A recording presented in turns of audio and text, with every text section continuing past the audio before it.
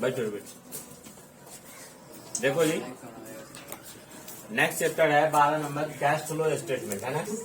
Cash flow statement, cash flow statement में सबसे first question है आप लोगों को कि रोकड़ प्रवाह विवरण किसे कहते हैं, कैश फ्लो स्टेटमेंट किसे कहते हैं। सबसे पहले ये हम लोग जानेंगे। कैश फ्लो स्टेटमेंट किसी दो अवधियों के मध्य रोकड़ और रोकड़ समतुल्य में हुए परिवर्तन के कारणों को स्पष्ट करने के लिए जो भी विवरण तैयार किया जाता है उस विवरण को हम लोग रोकड़ प्रवाह विवरण कहते हैं। कैश या कैश से संबंधित जो कैश रोकड़ समतुल्य है उसके बैलेंस में जो अंतर आता है दो अवधियों के मध्य, उसमें हुए अंतर के कारणों को स्पष्ट करने के लिए जो भी विवरण तैयार किया जाता है उस विवरण को रोकड़ प्रवाह विवरण कहते हैं। हम लोग फंड फ्लो स्टेटमेंट पढ़े थे, कोष प्रवाह विवरण, उसमें क्या था, कार्यशील पूंजी में हुए अंतर के कारणों को स्पष्ट करने के लिए विवरण बनाया जाता था। लेकिन यहाँ पे किन्हीं दो अवधियों के मध्य रोकड़ और रोकड़ समतुल्य की राशि में हुए परिवर्तन के कारणों को स्पष्ट करने के लिए जो भी विवरण तैयार किया जाता है उस विवरण को हम लोग क्या कहते हैं, रोकड़ प्रवाह विवरण, है ना। रोकड़ प्रवाह विवरण, जैसे कोई वर्ष है, जैसे 2020 है, 2020 में जनवरी 1, 2020 को संस्था के पास अगर 1 लाख रुपए के रोकड़ का बैलेंस कितना था, 1 लाख रुपया, और 31 दिसंबर जब आया, 31 दिसंबर 2020 जब आया तब पता चला कि रोकड़ हो गया 1.5 लाख रुपया, कैश का बैलेंस कितना हो गया संस्था में, 1.5 लाख रुपया। तो इस दोनों के मध्य, यानी इस दो अवधियों के मध्य, साल के शुरू में और साल के अंतिम तिथि को रोकड़ में कितना का परिवर्तन आया, 1.5 लाख का परिवर्तन, 50,000 का परिवर्तन आया। तो इस 50,000 का जो परिवर्तन हुआ, इस परिवर्तन का कौन कौन सा कारण है, उस कारण को स्पष्ट करने के लिए एक विवरण बनाया जाता है। उस विवरण को हम लोग रोकड़ प्रवाह विवरण कहते हैं। वह विवरण जो यह बताता है कि कैश में चेंजिंग जो हुआ 50,000 का, उस चेंजिंग का कौन कौन सा कारण है। संस्था में पूरे साल बहुत सारे नगद लेन देन होते हैं, बहुत सारे लेन देनों से पैसा बिजनेस में आता है और बहुत सारे लेन देनों से पैसा बिजनेस से जाता है। तो किस किस मद से कैश अंदर आया बिजनेस में और किस किस मद से कैश बाहर गया, इन सभी चीजों को हम इस विवरण में स्पष्ट रूप से दिखाते हैं, जिससे ये पता चलता है कि रोकड़ और रोकड़ समतुल्य के जो बैलेंस है उस बैलेंस में परिवर्तन क्यों और परिवर्तन का कौन कौन सा कारण है। उस परिवर्तन के कारणों को स्पष्ट करने के लिए जो विवरण बनाया जाता है उस विवरण को हम लोग रोकड़ प्रवाह विवरण कहते हैं।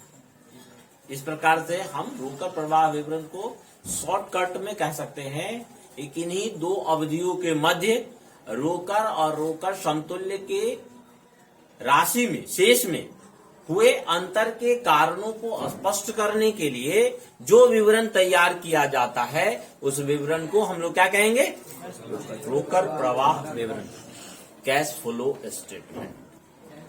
ठीक है। अब यहाँ पे एक शब्द हमको समझना पड़ेगा, रोकड़ प्रवाह।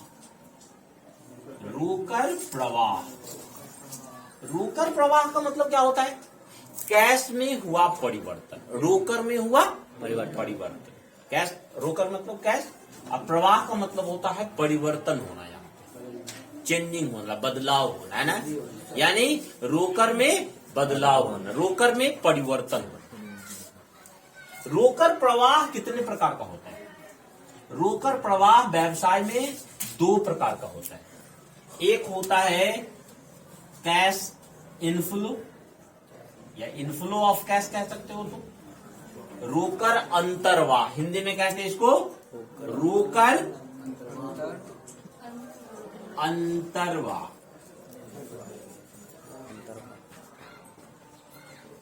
रोकर अंतर्वाह। और दूसरा है कैश आउटफ्लो, कैश आउटफ्लो या outflow of cash in cash, है ना। रोकर बहिर्वाह,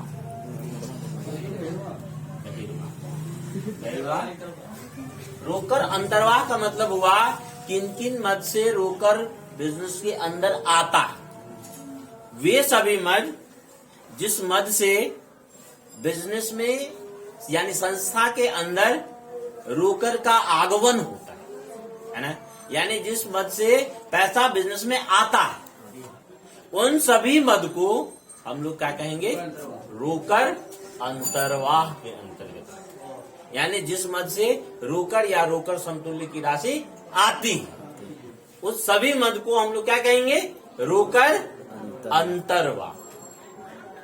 ऐसा कुछ उदाहरण रोकर अंतर्वाह में बहुत सारा एंट्रियां ऐसी है जिससे आपको बिजनेस में पैसा आता है। जैसे कोई भी वस्तु बेचेंगे तो पैसा आएगा, sale of land, sale of building, sale of machine, sale of furniture, issue of share, इससे भी पैसा आएगा, इशू ऑफ डिवेंचर, इससे भी पैसा आएगा, है ना। सेल ऑफ गुड्स, है, rent receive, commission receive, discount receive, है ना। इन सभी मद से क्या होता है, पैसा आता है। तो जिस मद से पैसा आता है उसको क्या कहेंगे, रोकर अंतर्वाह। बात समझ में आया। ऐसा लेन देन जिससे बिजनेस में पैसा आता है, कैश आता है, उसको हम लोग रोकर अंतर्वाह कहते हैं।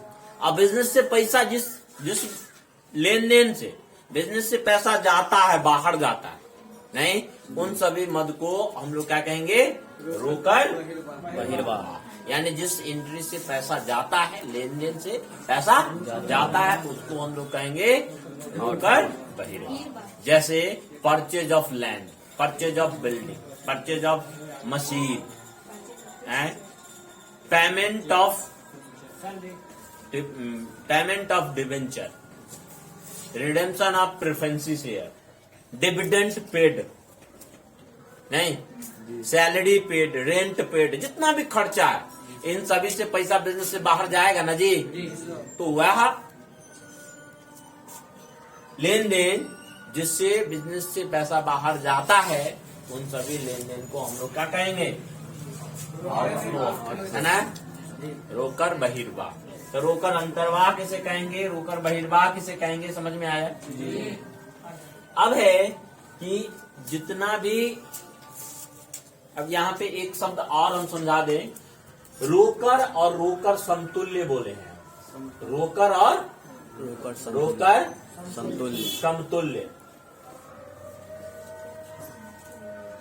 समतुल्य cash and cash equivalent. Cash का मतलब तो बुझे करते हो, कैश और बैंक का जो बैलेंस है, नहीं, जो कैश और बैंक का बैलेंस है वो जो कैश के रूप में है ऑलरेडी, तो वो तो कैश है। अब कैश रोकर समतुल्य, कैश इक्विवेलेंट का मतलब क्या हुआ, जो रोकर की तरफ काम करता है, यानी जो रोकर नहीं है लेकिन रोकर की तरह उसका हम यूज कर सकते हैं, रोकर जैसा ही। समतुल्य का मतलब रोकर के समान, रोकर के समान, है ना। तो रोकर के समान जो मद है उसको आप रोकर समतुल्य कह सकते हैं। जैसे बैंक का बैलेंस है तो वो भी रोकर समतुल्य है। बैंक ड्राफ्ट ऑन हैंड है, चेक ऑन हैंड है। हमारे पास चेक हाथ में है या बैंक ड्राफ्ट हाथ में है, वो भी कैश की तरह ही है। शॉर्ट टर्म मार्केटेबल सिक्योरिटी या मार्केटेबल सिक्योरिटी खाली लिखा रहता है, या शॉर्ट टर्म इन्वेस्टमेंट है, करंट इन्वेस्टमेंट है, ये सब समझ लो कि कैश ही है। तो इसको हम कैश की तरह यूज करते हैं। तो इन सभी लेन देन को क्या कहा जाता है जी, रोकर समतुल्य कहा जाता है। क्या कहा जाता है, रोकर समतुल्य कहा जाता है। बात समझ में आया जी। तो रोकर समतुल्य किसे कहेंगे, समझ में आया है, जो कैश नहीं है लेकिन कैश की तरह ही इसका यूज किया जाता है, नहीं। तो वैसे मद को हम लोग रोकर समतुल्य के अंतर्गत ट्रांजेक्शन। बुझ गए बात? आपका बैंक में पैसा है तो वो रोकड़े है, कैसे है? नहीं, तो उन सभी पैसे को, उन सभी मद को रोकड़ समतुल्य के अंतर्गत रखा जाए। ठीक है। अब है कैश फ्लो स्टेटमेंट के अंतर्गत जितनी भी एक्टिविटी है उन सभी एक्टिविटी को 3 भागों में बांटा गया है। कैश फ्लो स्टेटमेंट में जितनी भी एक्टिविटी है उन सभी एक्टिविटी को कितने भागों में बांटा गया है? 3 भागों में। 3 भागों में बांटा गया है। ये चीज अगर हम समझ लेते हैं तो समझ लीजिए कि ये चैप्टर आपका खत्म हो जाता है। ठीक है, ये चैप्टर आपका कैश फ्लो स्टेटमेंट को 3 भागों में बांटा गया है। एक है ऑपरेटिंग एक्टिविटी, फर्स्ट है ऑपरेटिंग एक्टिविटी, ऑपरेटिंग एक्टिविटी, संचालन क्रिया, संचालन क्रिया है ना। दूसरा है इन्वेस्टिंग एक्टिविटी, इन्वेस्टिंग एक्टिविटी है ना। विनियोग क्रिया, कौन क्रिया? विनियोग क्रिया। विनियोग क्रिया है ना। संचालन क्रिया, विनियोग क्रिया, और तीसरा है फिनेंशियल एक्टिविटी, वित्तीय क्रिया।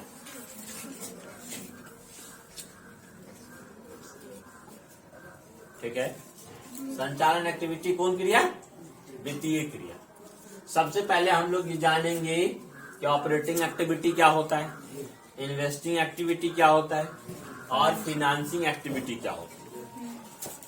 आप लोग जानते हैं कि जितने भी अकाउंट में मद हैं, जितने भी मद हैं, उन सभी मद को 5 भागों में बांटा गया है। कितने भागों में?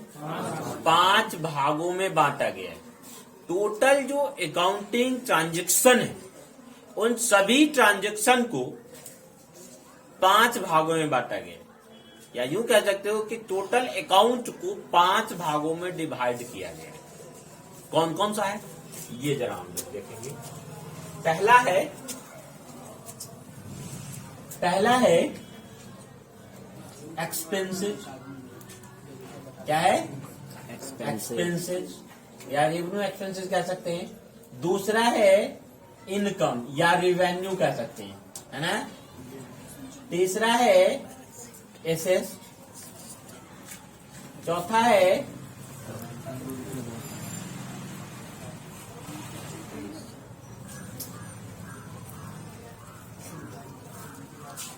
लायबिलिटीज, है ना, लायबिलिटीज। और 5वां है कैपिटल। जितने भी अकाउंट है उन सभी अकाउंट को इन 5 भागों में बांटा गया है ना। पहला है एक्सपेंसेस, दूसरा है इनकम, तीसरा है एसेट्स, चौथा है लायबिलिटीज, और 5वां है कैपिटल। ठीक है, ये 5 भागों में सारे ट्रांजैक्शन को डिवाइड किया गया है। एसेट्स 2 प्रकार के होते हैं। अभी आप लोगों को बताए थे हम कि एसेट्स 2 प्रकार के होते हैं, बताए थे पिछले चैप्टर में। ये फिनेंशियल स्टेटमेंट में आप लोग पढ़े हैं कि ऑल लायबिलिटीज एंड एसेट्स को 2 कैटेगरी में बांटा गया है, करंट में और नॉन करंट। वैसे ही हम एसेट्स को 2 कैटेगरी में बांटा गया है। फर्स्ट ऑफ ऑल क्या है? Non current asset, fix asset जिसको कहते हैं, और दूसरा है करंट एसेट, है ना जी। यानी एसेट 2 प्रकार का, करंट एसेट और नॉन करंट एसेट। ठीक है। लायबिलिटीज भी 2 प्रकार का, करंट है, नॉन करंट लायबिलिटीज है, नॉन करंट लायबिलिटीज है, और करंट लायबिलिटीज। करंट लायबिलिटीज है ना।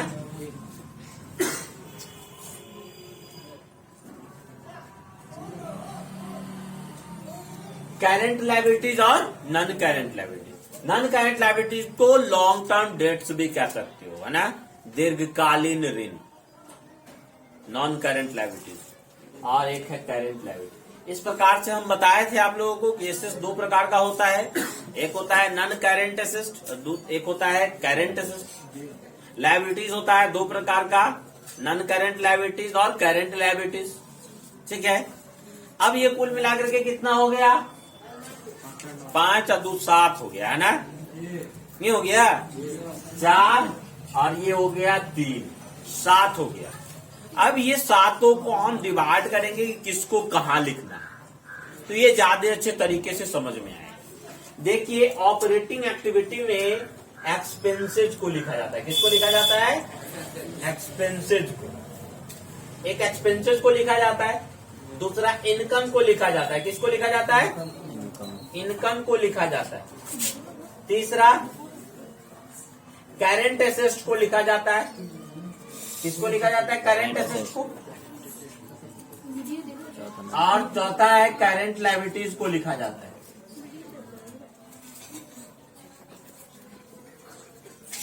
ये 4 चीज को कहां लिखा जाता है, ऑपरेटिंग एक्टिविटी में लिखा जाता है, संचालन क्रियाओं में, है ना। ये 4 एक्टिविटी, 4 चीज को कहां लिखा जाता है, ऑपरेटिंग एक्टिविटी में।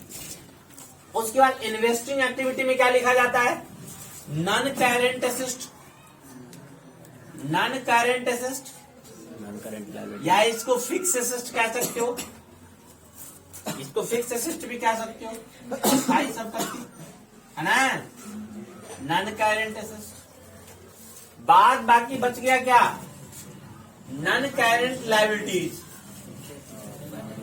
नॉन करंट लायबिलिटीज कह सकते हो, या इसी में आपको कैपिटल भी इसी में आ जाएगा, कैपिटल का हो या शेयर कैपिटल का हो, कंपनी में शेयर कैपिटल होता है ना, तो शेयर कैपिटल का। तो ये 2 आइटम इसमें आ जाता है फिनेंशियल एक्टिविटी, फिनांसिंग एक्टिविटी में, है ना, फिनेंशियल एक्टिविटी में। बुझ गए बात। तो इस प्रकार से ऑपरेटिंग एक्टिविटी में कौन कौन एंट्री जाएगा, इन्वेस्टिंग एक्टिविटी में कौन कौन एंट्री जाएगा, और फिनेंसिंग एक्टिविटी में कौन कौन एंट्री जाएगा, है ना। अब ये समझेंगे ऑपरेटिंग एक्टिविटी किसको कहेंगे।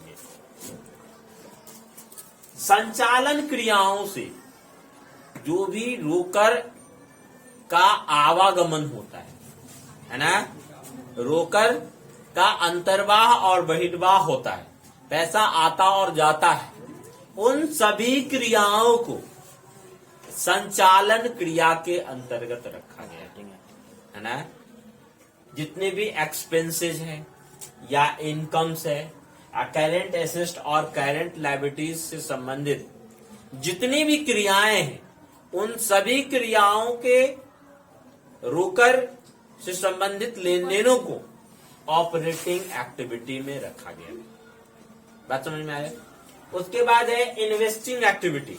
इन्वेस्टिंग एक्टिविटी किसे कहेंगे, अस्थायी संपत्ति के क्रय और विक्रय से जितने भी रोकर का प्रवाह होता है, उन सभी क्रियाओं को इन्वेस्टिंग एक्टिविटी के अंतर्गत रखा गया है ना।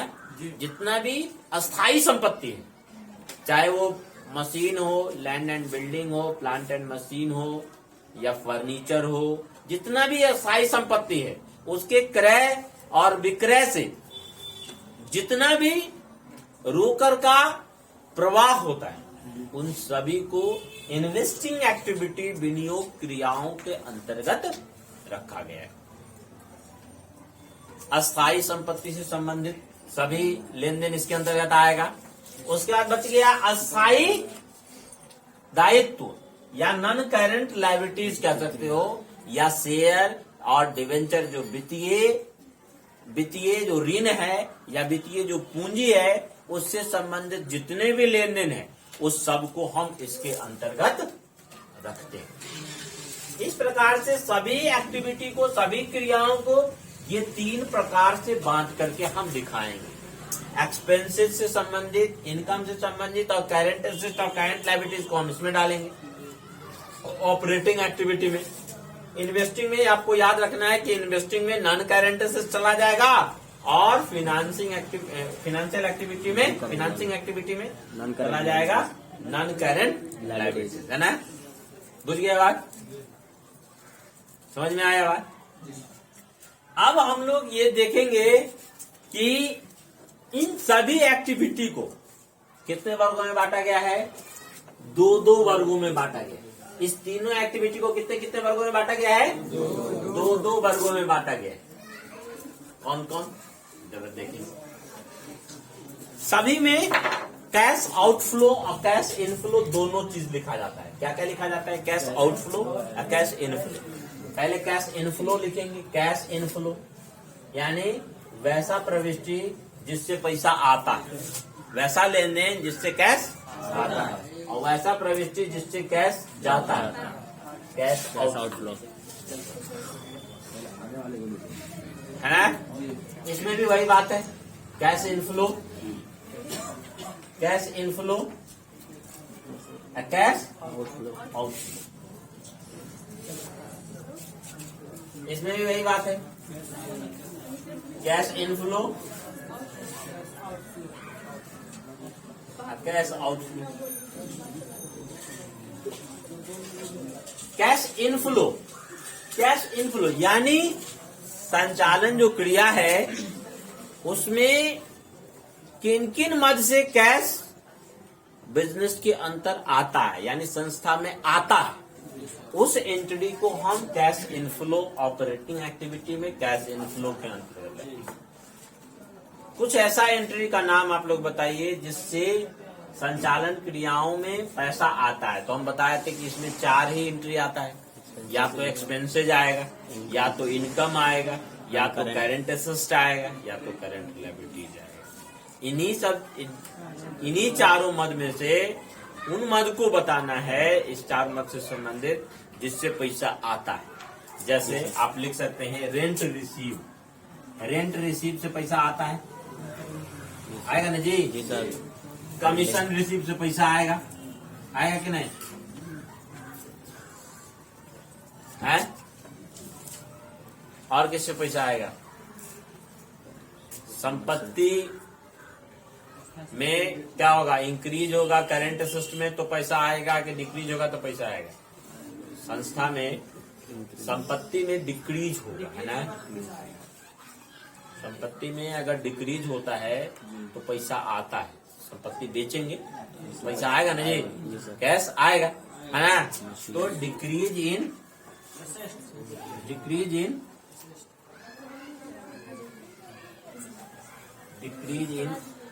करंट एसेट, है ना, और इंक्रीज इन करंट लायबिलिटी से पैसा आएगा। ठीक है, इसका जस्ट उल्टा हो जाएगा कैश आउटफ्लो में।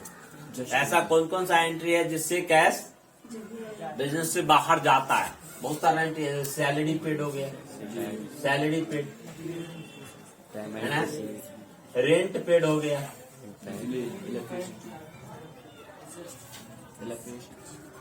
टेलीफोन, एक्सपेंसेज पेड, क्या जी, पर, है ना। इसका उल्टा कर दो, यहाँ इंक्रीज इन करंट एसेट, किसी भी करंट एसेट में इंक्रीज होगा तो आ जाएगा इसमें। डिक्रीज होगा करंट लायबिलिटीज में, डिक्रीज इन करंट लायबिलिटीज, तो इसके अंतर्गत आएगा। ठीक है, इन सभी क्रियाओं को कैश इनफ्लो, देखो ऑपरेटिंग एक्टिविटी जब भी बनाएंगे तो जिस जिस एंट्री से पैसा आता है यानी कैश इनफ्लो वाला, उस सब को क्या करेंगे, जोड़ देंगे, और आउटफ्लो को घटा देंगे। बुझ गए बात। तो कितना इंक्रीज हुआ कैश में वो निकल जाएगा। बुझ गए। नेक्स्ट है इन्वेस्टिंग एक्टिविटी। इन्वेस्टिंग एक्टिविटी में क्या बोले थे, जितना भी नॉन करेंट एसेट है, कौन सा, नॉन करेंट एसेट यानी अस्थायी संपत्ति से जो भी कैश आता और जाता है उसको हम इन्वेस्टिंग एक्टिविटी में लिखेंगे। तो कौन कौन सा ऐसा एंट्री आएगा जो इन्वेस्टिंग एक्टिविटी में लिखाएगा, जैसे कैश इनफ्लो में sale of land, sale of land या building, sale of machine, plant and machine कर दो, है ना। सेल ऑफ फर्नीचर, ये सभी अस्थायी संपत्ति से पैसा आता है, नहीं। या डिविडेंड रिसीव, डिविडेंड रिसीव, है ना, इस सब से पैसा आएगा। तो जो भी अस्थायी संपत्ति को बेचेंगे तो कैश आएगा, वो कैश इनफ्लो इन्वेस्टिंग एक्टिविटी के अंतर्गत लिखाएगा, है ना। उसके बाद है कैश आउटफ्लो। इन्वेस्टिंग एक्टिविटी में जिस अस्थायी संपत्ति से पैसा बाहर जाता है, यानी अस्थायी संपत्ति को खरीदेंगे तो पैसा बाहर जाएगा। जैसे परचेज ऑफ लैंड, ठीक है, purchase of land, purchase of building, purchase of plant and machine machine, है, इन्वेस्टमेंट मेड, या परचेज ऑफ इन्वेस्टमेंट लिख सकते हो, परचेज ऑफ इन्वेस्टमेंट इन्वेस्टमेंट, है, goods of purchase of furniture. कोई भी अस्थायी संपत्ति को, अस्थायी संपत्ति से कैश आता है या जाता है, रोकड़ का प्रवाह होता है, उन सभी क्रियाओं को हम वित्तीय विनियोग क्रियाओं यानी इन्वेस्टिंग एक्टिविटी के अंतर्गत दिखाएंगे, ठीक है। यानी अस्थायी संपत्ति को बेचेंगे, उस सब को एक साथ पहले लिख के, और अस्थायी संपत्ति को खरीदेंगे, उस सब को एक साथ लिख के, इनफ्लो में से आउटफ्लो को हम क्या करते हैं, हटा देते, इनफ्लो में से आउटफ्लो। बुझ गए बात। तो इन्वेस्टिंग एक्टिविटी में अस्थायी संपत्ति से संबंधित सभी क्रियाओं को दिखाया जाता है, ठीक है। फिनांसिंग एक्टिविटी, फिनांसिंग एक्टिविटी में क्या क्या दिखाते हैं, इनफ्लो और आउटफ्लो। फिनांसिंग एक्टिविटी से संबंधित यानी जो नॉन करेंट लायबिलिटीज है। नॉन करेंट लायबिलिटी में कौन सा आएगा, देखो करेंट लायबिलिटीज को छोड़ करके बैलेंस शीट का 3 गो हेड है ना, 4 गो हेड है वैसे, 3 गो मुख्य है, share holder fund, non current assets, sorry non current liabilities और करेंट लायबिलिटीज, है ना। तो करेंट लायबिलिटीज को तो इसमें दिखा दिए हम। बचा क्या, शेयर होल्डर फंड, और क्या बचा, नॉन करेंट लायबिलिटीज। तो नॉन करेंट लायबिलिटीज और शेयर होल्डर फंड से जो भी रोकड़ का प्रवाह हो रहा है, रोकड़ से संबंधित सभी लेन देनों को इसमें लिखाते हैं। इनफ्लो होगा तो पहले इनफ्लो को लिख के और आउटफ्लो वाले को घटा देंगे। तो कुछ ऐसा एंट्री बोलो जो नॉन करेंट लायबिलिटी से संबंधित हो। एसेट वाला तो इन्वेस्टिंग में दे दिए, और नॉन करेंट लायबिलिटी से संबंधित जो भी इनफ्लो है उस एंट्री में कौन कौन सा आएगा, जैसे issue of share, issue of share या डिवेंचर कह सकते हो, इशू ऑफ डिवेंचर भी लिख सकते हो, इशू ऑफ डिवेंचर, है ना। राइज ऑफ लोन,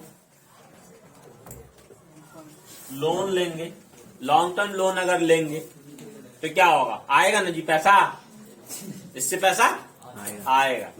तो जिन वित्तीय मद से पैसा आएगा तो कैश इनफ्लो के अंतर्गत लिखेंगे, कैश इनफ्लो के अंतर्गत। और जिस वित्तीय मद से पैसा जाएगा, जैसे redemption of debenture, redemption of debenture, redemption of preference share, redemption of preference share, और है पेमेंट ऑफ लोन, जो लॉन्ग टर्म लोन है वो नहीं, डिविडेंड पेड, डिविडेंड पेड, है ना। ये सब एंट्री जो नॉन करेंट लायबिलिटीज से संबंधित है, जिससे पैसा जाता है, इसके आउटफ्लो में लिखिए। तो इनफ्लो वाले को जोड़ लेंगे, आउटफ्लो वाले को घटा लेंगे। तो ये हमारा फिनांसिंग एक्टिविटी इसमें कंप्लीट हो जाएगा। तो इस प्रकार से कैश फ्लो स्टेटमेंट में हम 3 चीज निकालेंगे। एक ऑपरेटिंग एक्टिविटी से कितना कैश आया, बढ़ा या घटा, है ना। तो cash flow from operating activity का कैलकुलेशन करेंगे, cash flow from investing activity का कैलकुलेशन करेंगे और cash flow from financing activity का कैलकुलेशन करेंगे, है ना। बुझ गए बात। तो cash flow from operating activity का जो कैलकुलेशन करेंगे, ध्यान देना, cash flow from operating activity का जो कैलकुलेशन करेंगे तो उसमें क्या करना है, ऑपरेटिंग एक्टिविटी का जो कैश इनफ्लो वाला मद है उसको जोड़ लेंगे और कैश आउटफ्लो वाला मद जो है उसको घटा देंगे। माइनस कर देंगे। प्लस में आ गया तो इसका मतलब कैश इंक्रीज हो रहा है, और माइनस में आ गया इसका मतलब कैश डिक्रीज हो रहा है। डिक्रीज हो रहा है। बात समझ में आ रहा है। तो ये ऑपरेटिंग एक्टिविटी बन गया आपका। इन्वेस्टिंग एक्टिविटी में यही करना है। इन्वेस्टिंग एक्टिविटी से संबंधित जितने भी मद है, जिससे पैसा आता है कैश इनफ्लो वाला, उसको सबसे पहले लिख लो और कैश आउटफ्लो वाले को उसमें से माइनस कर लो। इसके टोटल में से इसके टोटल को माइनस कर देंगे। अगर प्लस में आया, अगर इनफ्लो ज्यादा है इसका मतलब पैसा ज्यादा आया, कम गया तो प्लस में आंसर आएगा। तो प्लस में आया तो इंक्रीज हुआ कैश, जी सर। कैश क्या हुआ, इंक्रीज हुआ। अगर माइनस में आ गया, आउटफ्लो कम रहेगा, ज्यादा रहेगा तब ये माइनस में आएगा। आउटफ्लो ज्यादा रहेगा तब ये माइनस में आएगा। अगर कम रुपया आ रहा है, 1 लाख रुपया आ रहा है और 1,20,000 रुपया पेमेंट कर रहे हैं तो इसका मतलब 20,000 ज्यादा दे रहे हैं तो 20,000 डिक्रीज में हो जाएगा। तब अगर माइनस में आ गया तो डिक्रीज हो रहा है कैश, इसका मतलब कम हो रहा है। प्लस में आ गया तो इंक्रीज हो रहा है, नहीं तो इससे ये पता चल जाएगा। बात समझ में आया। तो इन्वेस्टिंग एक्टिविटी से आ जाएगा, निकल जाएगा कैश का इनफ्लो और आउटफ्लो। उसके बाद है फिनेंसिंग एक्टिविटी। फिनेंसिंग एक्टिविटी के इनफ्लो को जोड़ के और फिनेंसिंग एक्टिविटी के आउटफ्लो को घटा देंगे तो फिनेंसिंग एक्टिविटी से कितना कैश का इनफ्लो हुआ वो निकल जाएगा, या तो निगेटिव या तो पॉजिटिव, या तो इंक्रीज होगा या तो डिक्रीज होगा। हमेशा इनफ्लो में से ही आउटफ्लो को घटाएंगे। प्लस में आया तो कैश इंक्रीज हो रहा है और माइनस में आया तो कैश डिक्रीज हो रहा है। बात समझ में आया।